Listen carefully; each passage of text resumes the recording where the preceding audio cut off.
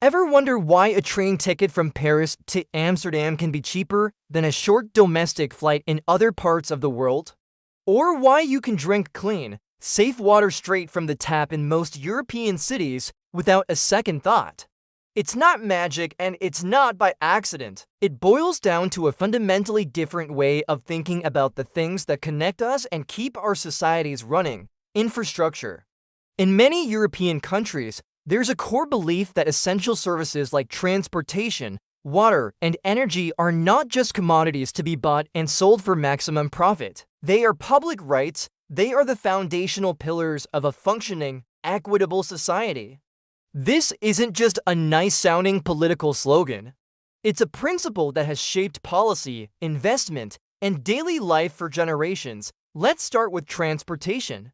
Think about the intricate web of high-speed trains, regional lines, and city trams that crisscross the continent. For Europe, this network isn't just about moving people from point A to B, it's about economic integration, social cohesion, and environmental sustainability.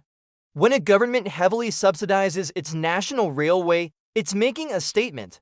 It's saying that the ability for a student to afford a trip home, for a worker to commute from a rural village to a city hub, or for a family to take a vacation without a car is a collective good. This access over profit mindset means that routes that might not be wildly profitable are still maintained because they serve a social purpose.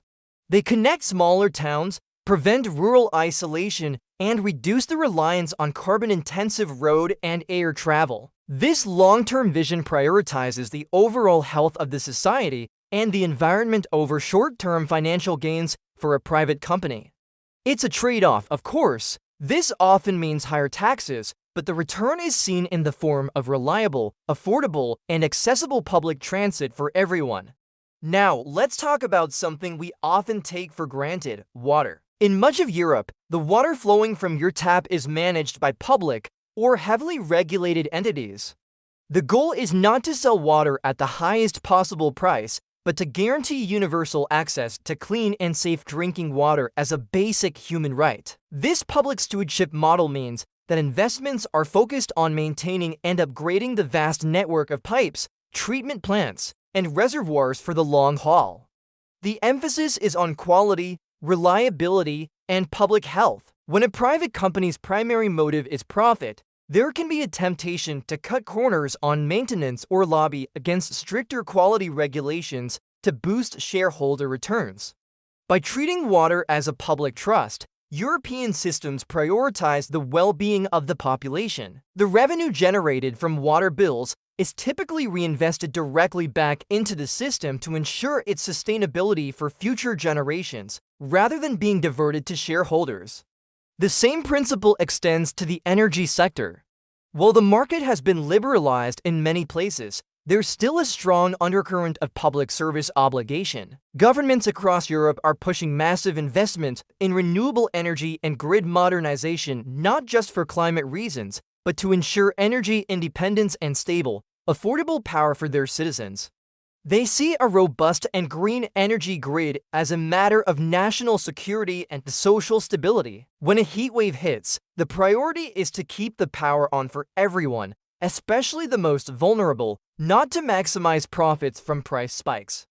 Publicly owned or heavily regulated grid operators are tasked with balancing the grid, integrating renewables, and ensuring that the lights stay on, even in remote areas. This is infrastructure as a guarantee, a promise that the fundamental services you rely on will be there when you need them. So, what's the big takeaway here?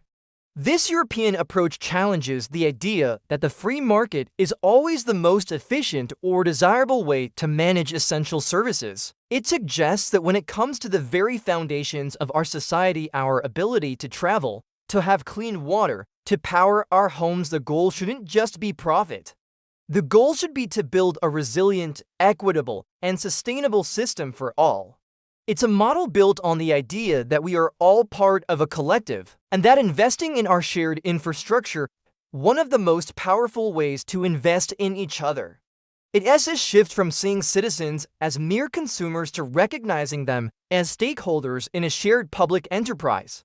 And by treating these services as a right, not a privilege, It lays the groundwork for a more stable and connected society. This perspective isn't without its own challenges, like bureaucracy or funding debates, but the core idea remains a powerful one. By prioritizing universal access and long-term public good, it provides a compelling alternative for how to build the infrastructure of the future.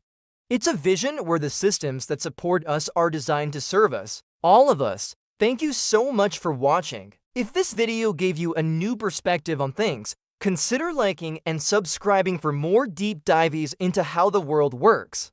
I'd love to hear your thoughts in the comments below. See you in the next one.